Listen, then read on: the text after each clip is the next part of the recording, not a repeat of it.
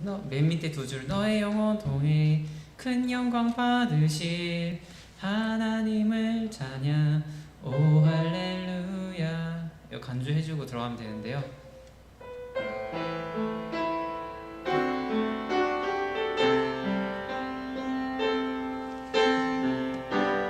때론 너의 앞에 때로는 너의 앞에 어려움과 아픔이 있지만 담대하게 주를 바라보는 너의 영혼 너의 영혼 우리 볼 때 얼마나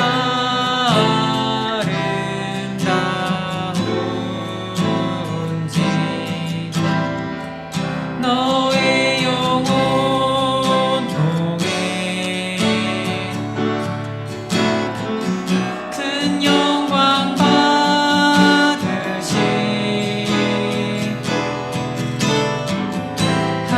하나님을 찬양 오 할렐루야. 너는 택한 족속이요 왕같은 제사장이며 거룩한 나라 하나님의 소유된 백성. 아멘. 너의 영혼 우리 볼 때 얼마나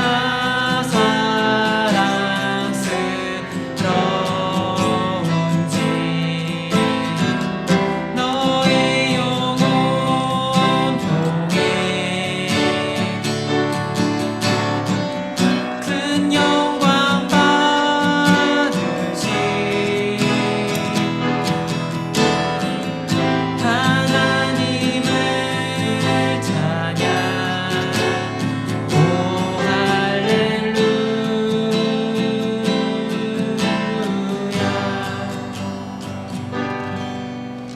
네, 개인적으로 또 여러분과 함께 나누고 싶고 또 여러분에게 전해주고 싶은 찬양이었어요.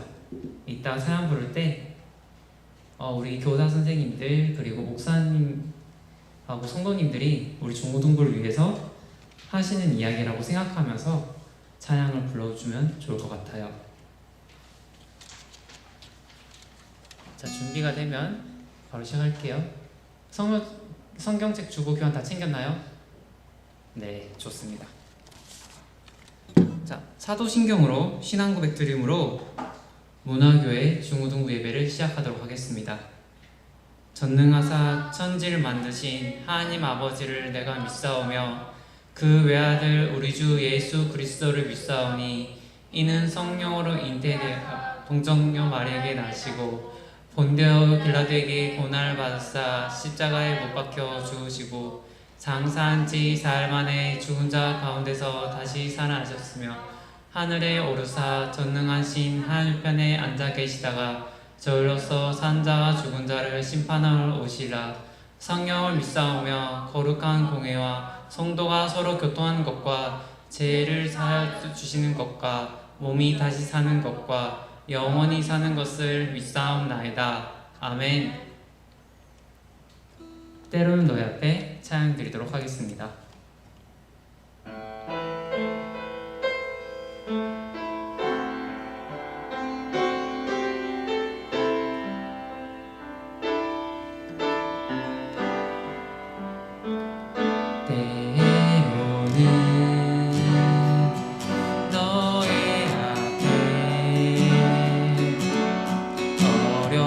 어려움과 아픔이 있지만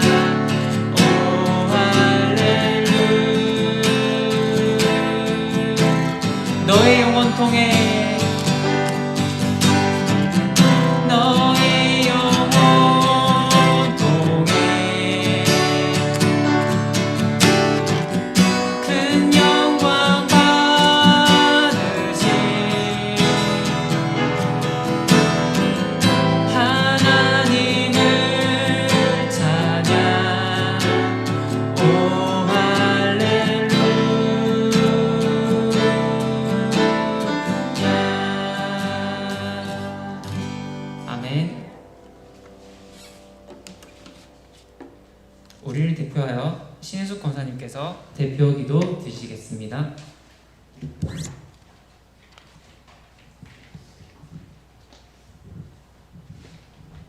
하나님 아버지 감사를 드립니다.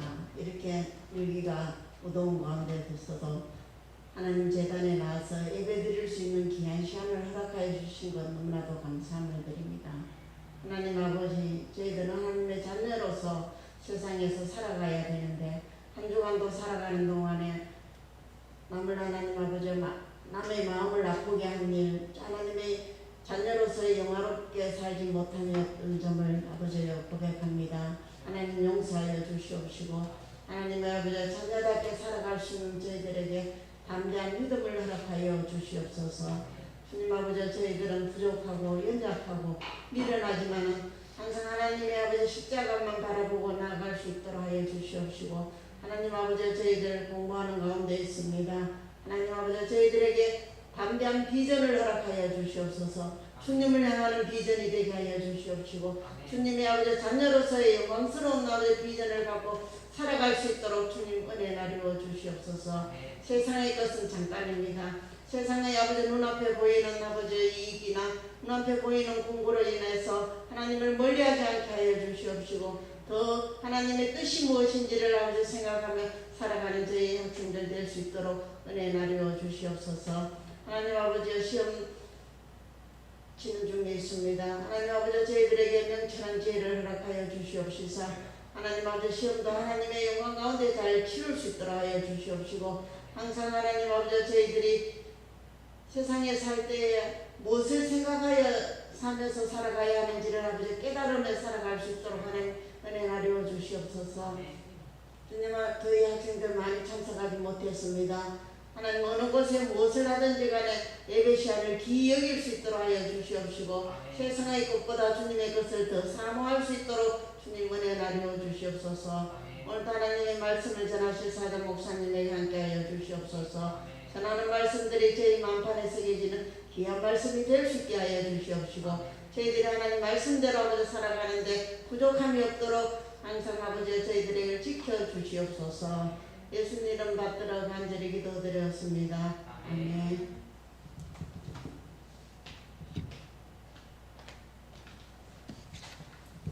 오늘의 말씀은 사무엘상 10장 21절에서 24절입니다. 사무엘상 10장 21절에서 24절입니다.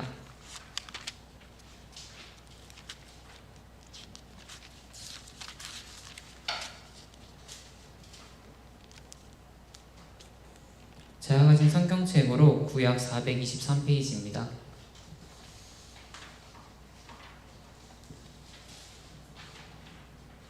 네, 다 찾으신 줄 알고 다 같이 한 목소리로 합독하도록 하겠습니다.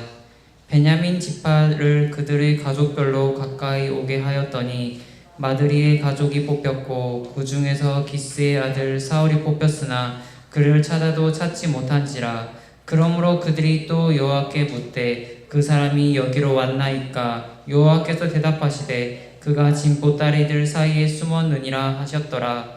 그들이 달려가서 그를 데려오매 그가 백성 중에서니 다른 사람보다 어깨 위만큼 컸더라. 사무엘이 모든 백성에게 이르되 너희는 여호와께서 택하신 자를 보느냐. 모든 백성 중에 짝할 이가 없느니라 하니 모든 백성이 왕의 만세를 외쳐 부르니라.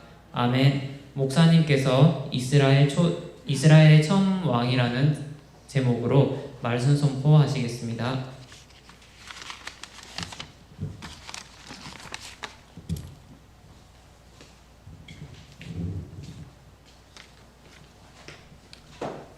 할렐루야. 네, 반가워요. 또 줌으로 들어와서 예배하는 우리 친구들도 반갑습니다.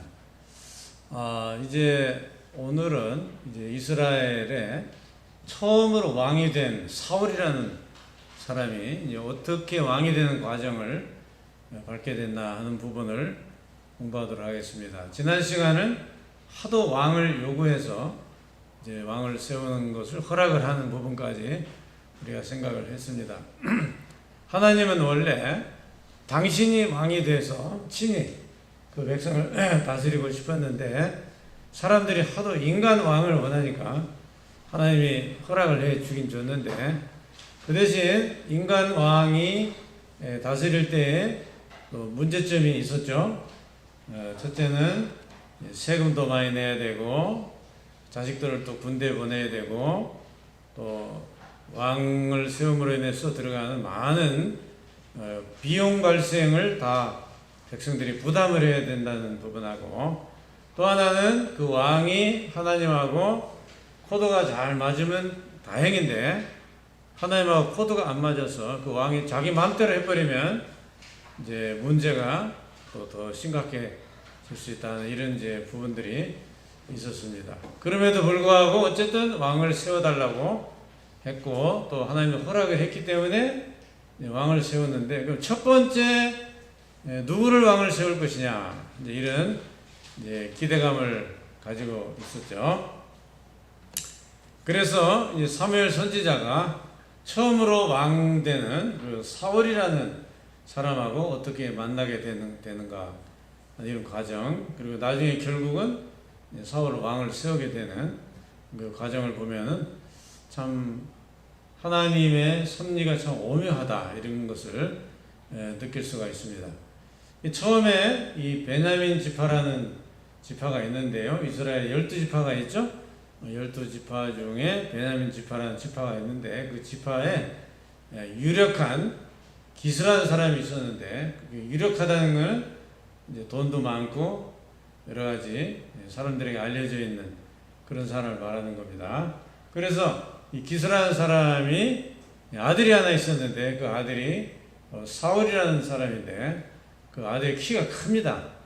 근데 시작은 어떻게 되냐면 나귀를 잃어버린 거예요. 그 기스라는 사람이 자기 집에서 키우는 나귀 한 마리가 없어진 거예요. 그러니까 아들을 시켜가지고 우리 집에 나귀가 없어졌으니까 좀 찾아와라. 그렇게 이야기를 해서 이제 사울이라는 이 아들이 아버지의 나귀를 찾으려고 사환을 데리고 종을 데리고 이제 나귀 찾으러 다닌 거예요. 근데 나귀를 못 찾았어요. 그렇죠. 이 사방천지 나귀가 어디로 갔는지 찾기는 어렵죠. 그래가지고 못 찾아가지고 이제 고생을 하는 중에 사환이 말하기를 우리 이럴 게 아니고 우리나라에 유명한 사무엘이라는 선생님을 한번 찾아가 봅시다. 우리가 지금 가까운 데 계시다 그러니까 왜냐하면 이분은 기도를 많이 하는 분이기 때문에 우리가 잊어버린 그 나귀를 어디 가면 있을 것이다 이렇게 또 알려줄지도 모르잖아요. 그러니까 우리 선생님을 찾아가 보자 이래가지고 힘들게 어렵게 참 이렇게 그 사무엘 선지자를 만나려고 이 사울이 자기 종을 데리고 찾아갔어요. 그런데 한편 이 사무엘 선지자는 그 사울을 만나기 전에 하나님으로 또 계시를 받았어요. 무슨 계시를 받았냐면 내일 나귀를 잃어버려서 찾으러 다니는 사람을 만날 것이다. 그러면 너는 그 사람을 데리고 가서 머리에다 기름을 부어가지고 이스라엘 지도자를 삼아야 된다. 이렇게 하나님이 사무엘에게 가르쳐주는 거예요. 그래서 사무엘도 기대를 좀 한 거죠. 야, 누구지? 야, 어떤 사람일까? 우리 나라에 말하자면 최초의 왕을 뽑으라는 이야기인데, 그러면서 이제 준비를 하고 있었죠, 마음에. 근데 그 다음날 그런 사실을 모르는 사울은 이제 수소문 끝에 사무엘 선지자를 만나게 돼요. 만나가지고, 사실은 내가 여차저차해서 이렇게 나귀를 찾고 있는데, 혹시 좀 알 수가 있지 않냐, 이런 식으로 이제 말을 하니까 사무엘 선지자가 무슨 얘기를 하냐면, 걱정하지 마라. 나귀는 이미 찾았다. 이제 나귀 찾는 거에 더 이상 걱정 안 해도 된다. 그러면서 내가 오늘 이 지역 유지들하고 공동 식사를 하는데 너를 초청할 테니까 좀 같이 가자. 이래가지고 거기서 제사도 지내고 또 공동 식사도 그렇게 하게 돼요. 아마 화목제를 드린 것 같아요. 그래서 이제 거기서 이제 식사를 다 마치고 나니까 잠깐 나 좀 보자고 이렇게 이야기를 하는 거예요. 그래서 선지자님께서 이렇게 식사 초대도 해주시고 또 자기하고 뭐 얘기를 하자고 그러니까 무슨 일이지? 그러면서 이제 만났어요. 그래가지고 여러 가지 이제 이야기들을 많이 나누고 나서 기름병을 갖다가 사울의 머리에 붓는 거예요. 이스라엘 지도자를 세운다고 붓는 거예요. 근데 그거는 공개적으로 한 게 아니고 은밀한 장소에서 그렇게 이루어진 일이에요. 그러니까 사울도 생각할 때 이상한 일을 경험한 거죠. 나귀 찾으러 갔다가 만난 그 사무엘이라는 선생님이 자기한테 이렇게 대접을 하고 자기 머리에다 막 기름을 막 붓고 그러니까 자기도 좀 얼떨결에 뭐야 내가 왜 이 사람이 나한테 이렇게 잘해주지? 왜 이 사람이 내 머리에 기름을 붓지? 내한테 무슨 일이 있는 것 같은데 무슨 일이야? 그러면서 이제 사울은 얼떨결에 그런 이제 경험을 해요. 그러면서 이제 이 사무엘 선지자가 앞으로 네가 이제 나하고 헤어지면 세 가지 일이 일어날 것이다. 미리 가르쳐 주는 거예요. 예? 세 가지 일?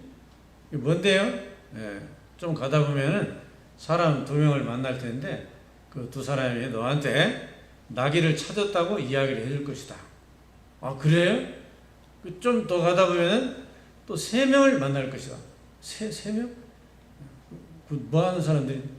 이 세 명, 한 사람은 나귀 새끼 세 마리를 끌고 간 사람, 또 한 사람은 떡을 세 덩어리 갖고 있는 사람, 또 한 사람은 가죽 부대에다가 포도주를 한가득 넣어 갖고 가는 이런 사람들을 만날 것이다. 그렇게 얘기해 주는 거예요. 근데 정말 그런 일들이 그대로 일어나는 거예요.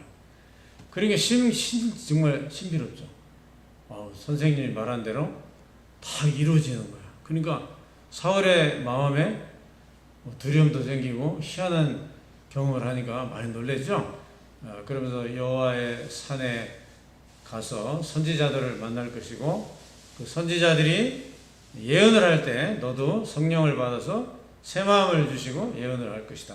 뭐 이런 얘기 그대로 다 되는 거예요. 그러니까 사울은 신비로운 지금 길을 걸어가는 거예요. 사무엘을 만나는 것부터 이상한 일이 생기는 거예요. 그래서 자기가 뭔가 좀 이제 하나님으로부터 이렇게 부름을 받고 어떤 큰 일을 해야 되고 이런 신비로운 경험도 하고 그러면서 이제 준비를 하고 있는데 드디어 이제 하나님의 지시를 받고 사무엘 선지자가 미스바라는 곳에서 다 사람들을 모아요. 자, 우리가 미스바로 다 모이자.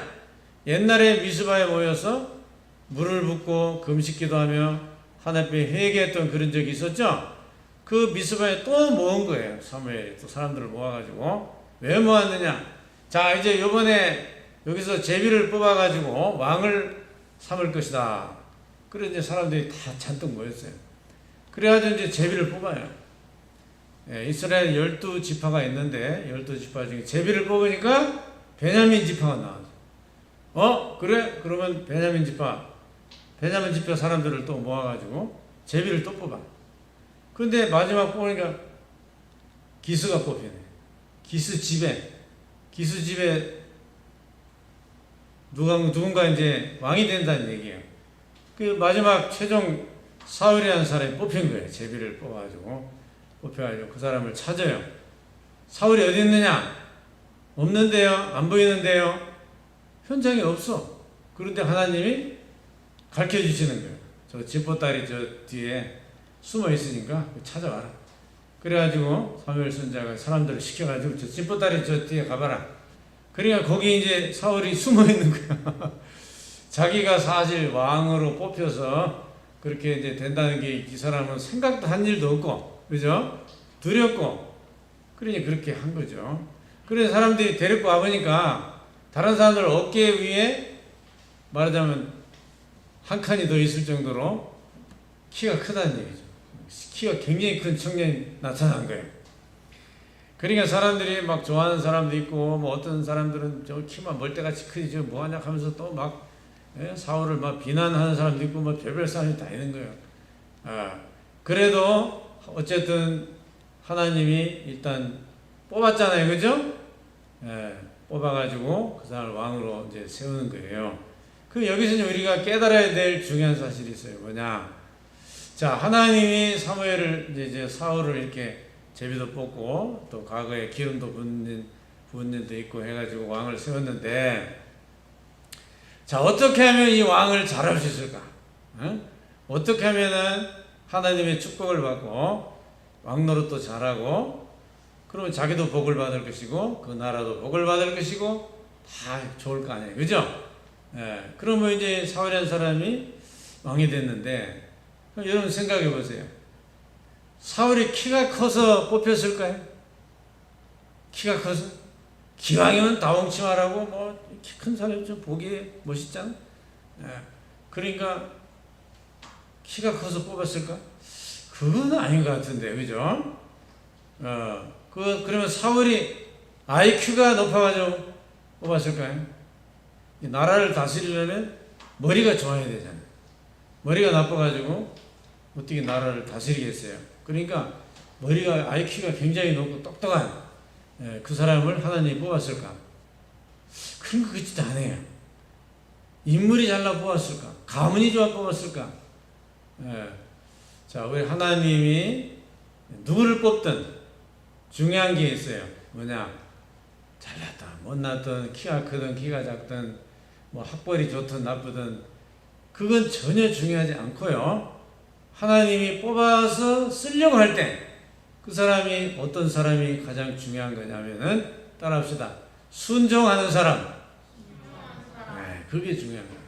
하나님이 말씀을 하셨을 때 아멘, 알았습니다, 그대로 하겠습니다, 이게 순종하는 그 사람이 중요한 거예요. 네, 순종을 안 하면 똑똑해도 필요 없고 잘나도 필요 없고 키 커도 필요 없고 다 필요 없어. 아무 의미가 없어요.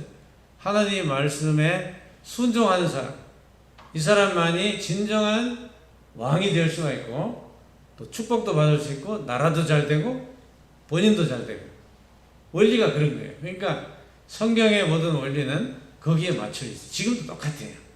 지금도 여러분들이 정말 하나님한테 축복을 받고 또 하나님한테 귀하게 쓰임받고 하나님과 함께 그런 아름다운 우리 신앙생활을 하려면은 어떻게 해야 돼요? 하나님 말씀에 순종을 해야 돼요. 알겠죠? 순종을 잘해야 돼요. 그러면 볼 것도 없이 그 사람은 잘 됩니다. 하나님이 들었습니다. 축복을 받습니다. 모든 일을 하나님이 책임을 집니다, 여러분. 아무 걱정할 거 없어요.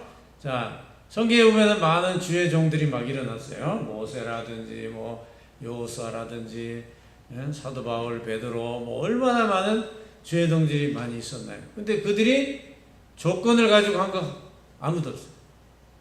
오직 순종. 하나님 뜻 가운데 순종을 할 때 다 위대한 사람으로 쓰임을 받는 거예요. 위대한 사람이 따로 없어요.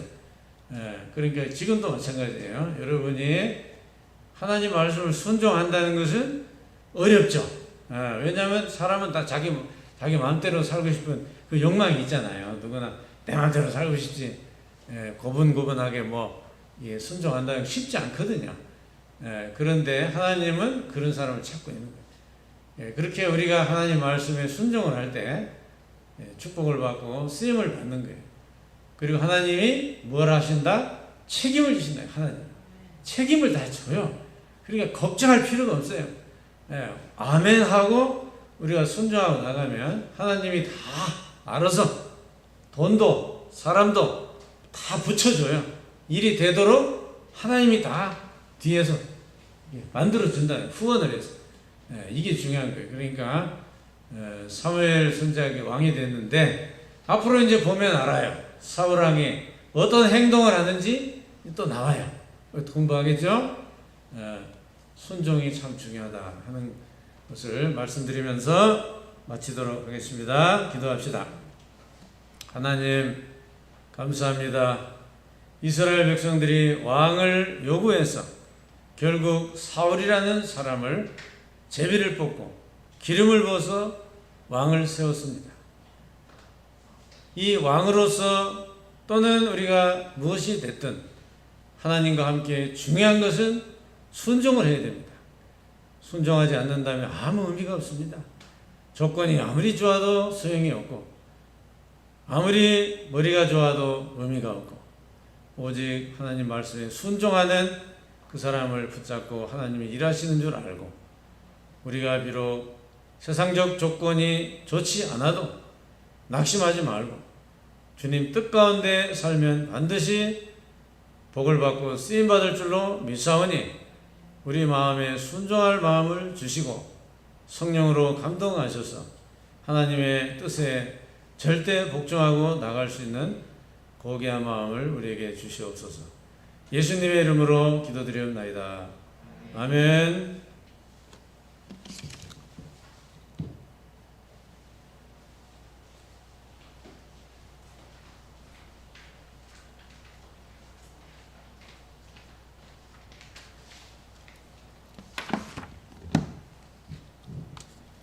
순종이 중요하다는 것을 늘 기억하는 우리 중고등부 되도록 합시다. 알겠죠?